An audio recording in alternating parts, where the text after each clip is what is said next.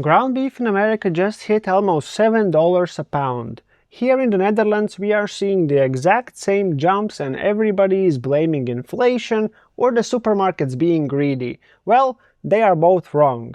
It's something older and simpler than either of those things. So in this video I want to walk you through 3 things that I actually researched. First, why beef is climbing way faster than anything else at the store. Then, what's actually causing it and why every country is dealing with the same problem at the same time.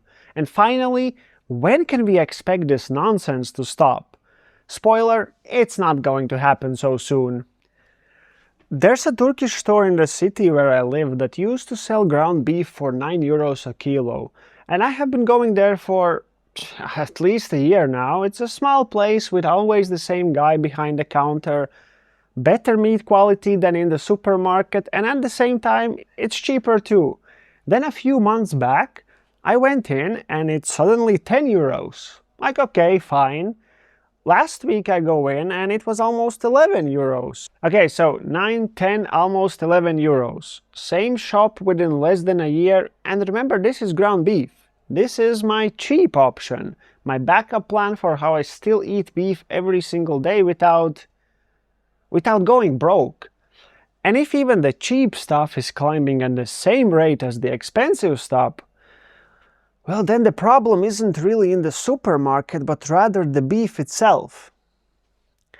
After doing a bit of research, it turns out that people in the Netherlands are not the only ones who are dealing with this problem. In the United States, ground beef just hit almost $7 a pound. Highest price it's ever been on record. And it's not like the price suddenly crept up.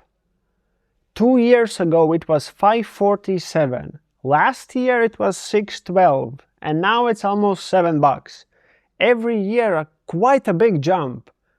Steak is the same story. It's up 16% in 1 year alone. So this isn't just my Turkish store or my Albert Heijn. It's also Walmart, it's Whole Foods.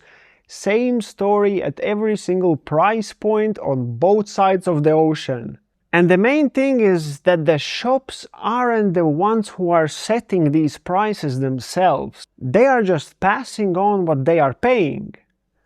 Something is happening to the beef itself even before it hits the shelf. And that's what I actually want to figure out. Now, most of the people who I have been talking about this just go, well, yeah, inflation this and inflation that. Everything is more expensive now. And it's not the meat companies being greedy either. Which is the other easy answer here. Because if it was, we would only see prices going up in one country or with 1 or 2 big companies, not everywhere at the same exact time. So if it's not inflation, and it's not the shops, what actually is it? Well, it comes down to something pretty simple, and that's what we are going into next. So here's the simple answer. There just aren't enough cows anywhere. In the US right now, they have the smallest number of cows they ever had since 1951. And it's not just any cows, it's specifically the mother cows, you know, the ones that make more cows. That number is the smallest since 1961. So the question is, how did they lose so many? Well, there are a few reasons that are kind of stacking up. You have 8 years of low amounts of rain in the middle of country. That completely wrecked all the crop yields and made feed like corn and hay way more expensive. On top of that, interest rates also went up, and holding onto a cow is expensive. It's kind of like mortgage. So a lot of ranchers did the short-term math and sent their cows to slaughterhouse early instead of keeping them around to breed. Well, that works very, very good for 1 year. Then the next year comes and you've got no calves. Same story is happening in the Europe, but for slightly different reasons. About 8 million cows are gone since 2016. Part of it is because older farmers are retiring and their kids are not taking over the farm because it simply doesn't pay well enough. The other part is environmental rules are getting a lot stricter. Then there's actual disease, stuff like blue tongue and lumpy skin disease, which hurts how many calves get born and just stops cattle from being moved between countries. So it's not one big dramatic huge reason anywhere. It's a bunch of little ones that are stacking up, but I mean the result is the same everywhere. Fewer cows, same number of people wanting beef, so prices just go up. And here in the Netherlands, there's actually one extra reason on top of all of this. Okay, so this weird thing about living in the Netherlands is that the government here is literally paying farmers to have fewer cows. It's this whole thing about nitrogen. Of course, cow farms make a lot of it, mostly from the poop, and it's not good for nearby nature areas, and the Netherlands is really small.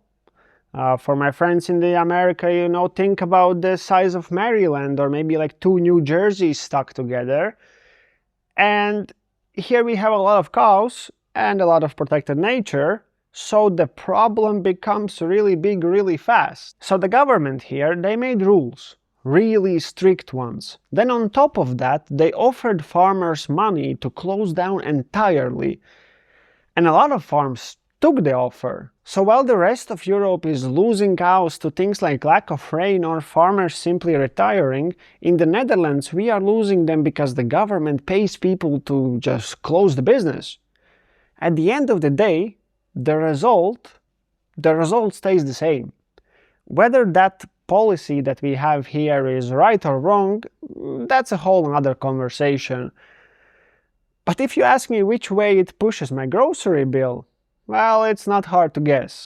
Here's the funny thing about being on this channel where we talk about the way of eating and how we eat. Well, beef kind of important, right? So when beef prices go up, we cannot just really switch to something else.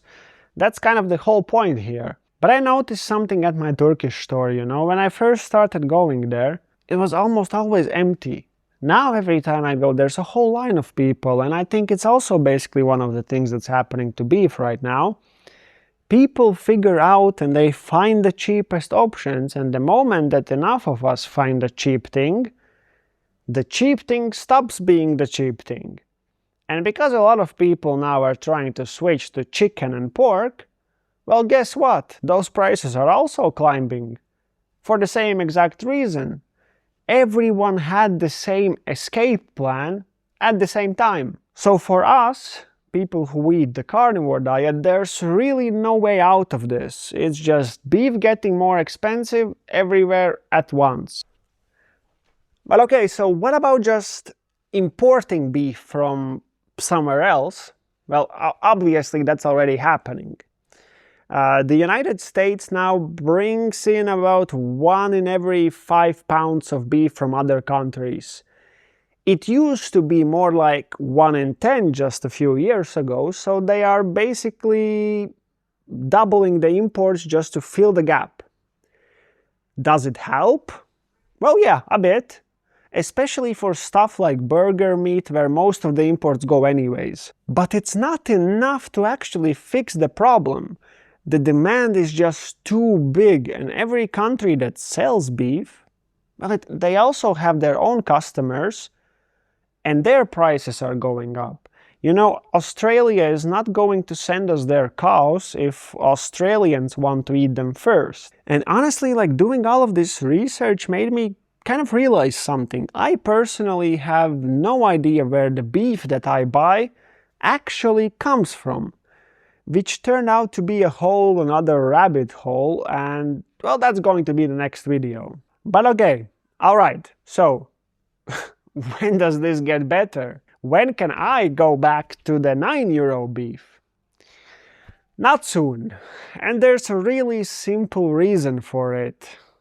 Cows take a long time to grow. A cow that gets born today is going to end up on your plate in about 2 to 3 years. You cannot really speed that up, it's just pure biology. So think of it like this: even if every rancher in the world had a change of heart tomorrow and decided to rebuild their farms and their herds, the actual beef from those new cows doesn't hit our shelves until 2028 at the earliest. And that's the good scenario.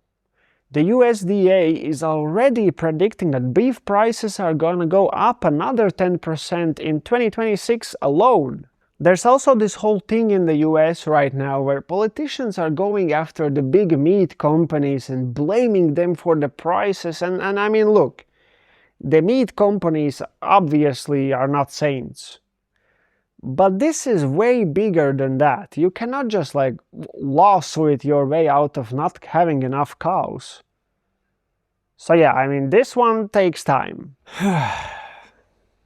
Okay, so what am I actually going to do about this? And what am I doing about all this? Well, honestly, not that much. I still go to the same Turkish store even at almost 11 euros. I mean, it's still cheaper than Albert Heijn, and the meat is still better, so it's still kind of worth it. I'm just paying more for it now, same as everyone else. The thing is that the Dutch beef is really lean, so on its own it's kind of sad. But I also eat a lot of pork belly, and when I air fry it, a bunch of fat renders out, and I save all of that fat in a jar and I keep it in my fridge. And whenever I make my carnivore pie, which is basically ground beef and eggs, you can also check out the video on my channel, I pour some of that pork fat in it and I cook the beef in it, so it changes everything, you know. The pie tastes rich, it fills me up faster, and I didn't spend an extra cent of it, so it's basically free flavor and free fat. Other than that, I still eat mostly once a day, which means that I'm just not eating that much beef in the first place. And I know what someone in the comments maybe is going to say, well, just eat less beef then. Well, yeah, I mean, that's not really the whole plan on this channel. If you are here, you already kind of know why. So I'll just keep doing what I'm doing, because at the end of the day, it's still beef and it's still good for you, you know? So yeah, that's basically the whole story on the beef prices. It's expensive, it's gonna stay expensive, and there's not much any of us can do about it except keep buying the good stuff and figuring out how to make it stretch a bit further, which is honestly what I've been doing on this channel forever anyways. Thank you so much guys for watching. Of course, as always, I have to thank all the channel members. If you would like to become a channel member, you can do it by clicking the button down below. Other than that, make sure you subscribe, leave a like, comment, and I'll see you here next time on Meat Carnivore. Bye!